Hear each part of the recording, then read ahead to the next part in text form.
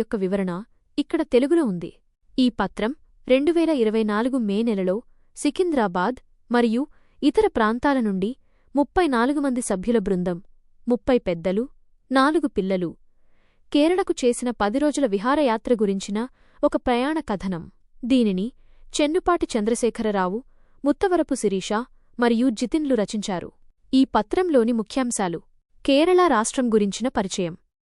భౌగోళికం: కేరళ భారతదేశం యొక్క నైరుతి తీరంలో పశ్చిమ కనుమలు మరియు అరేబియా సముద్రం మధ్య ఉంది. ఇది 14 జిల్లాలను కలిగి ఉంది. పురాణ కథ: పరశురాముడు తన గొడ్డలిని సముద్రంలోకి విసరగా ఈ భూమి ఏర్పడిందని, అందుకే దీనిని భగవంతుని స్వంత భూమి, గాడ్స్ ఓన్ కంట్రీ అని పిలుస్తారని ఒక నమ్మకం ఉంది. ప్రకృతి మరియు ఆర్థిక వ్యవస్థ: కేరళ కొబ్బరి చెట్లు, సుగంధ ద్రవ్యాలు, టీ, రబ్బరు వంటి పంటలకు ప్రసిద్ధి. ఇది విద్య: 92% అక్షరాస్యత మరియు ఆరోగ్య రంగాలలో దేశంలోనే మొదటి స్థానంలో ఉంది. సంస్కృతి: ఓనం వీరి ప్రధాన పండుగ.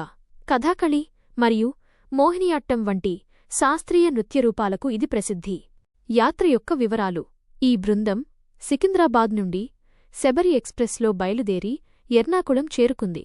అక్కడ నుండి వారు టెంపో ట్రావెలర్ బస్సులలో తమ యాత్రను కొనసాగించారు. సందర్శించిన ప్రధాన ప్రదేశాలు: 1. ఎర్నాకుళం, కొచ్చి.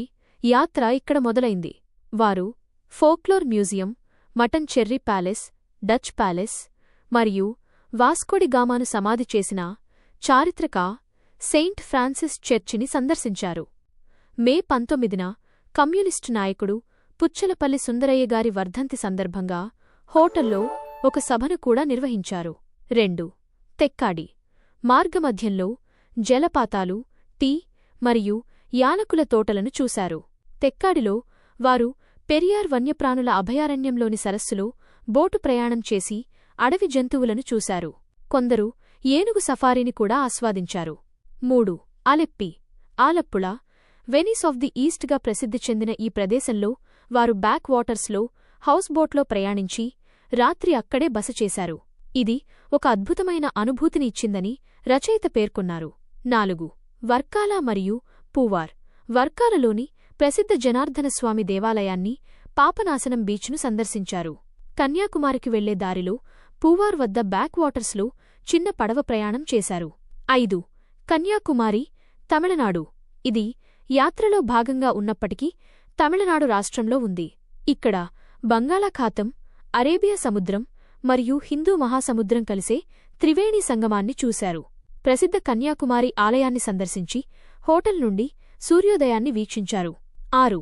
కోవలం మరియు తిరువనంతపురం. యాత్ర చివరిలో వారు కోవలం బీచ్ సమీపంలో బస చేశారు. తిరువనంతపురంలో వారు ప్రసిద్ధ అనంత పద్మనాభస్వామి ఆలయాన్ని సాంప్రదాయ దుస్తులలో దర్శించుకున్నారు. జూ మరియు శ్రీచిత్ర ఆర్ట్స్ గ్యాలరీని కూడా సందర్శించారు. రచయిత పరిశీలనలు మరియు ముగింపు: కేరళ ప్రజలు విద్య, ఆరోగ్యం, పరిశుభ్రత మరియు స్త్రీ సాధికారతలో ఎంతో అభివృద్ధి సాధించారని రచయిత గుర్తించారు.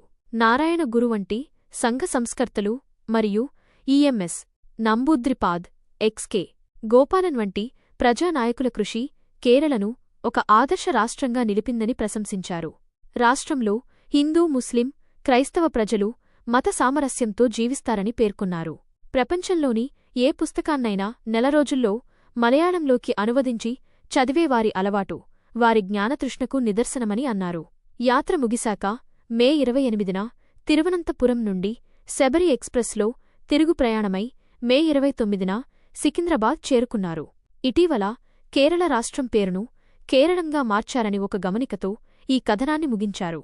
మొత్తం మీద ఈ పత్రం ఒక కేరళ యాత్ర యొక్క రోజువారీ అనుభవాలను వివరిస్తూ ఆ రాష్ట్ర సామాజిక, సాంస్కృతిక మరియు చారిత్రక అంశాలపై రచయిత యొక్క పరిశీలనలను తెలియచేస్తుంది.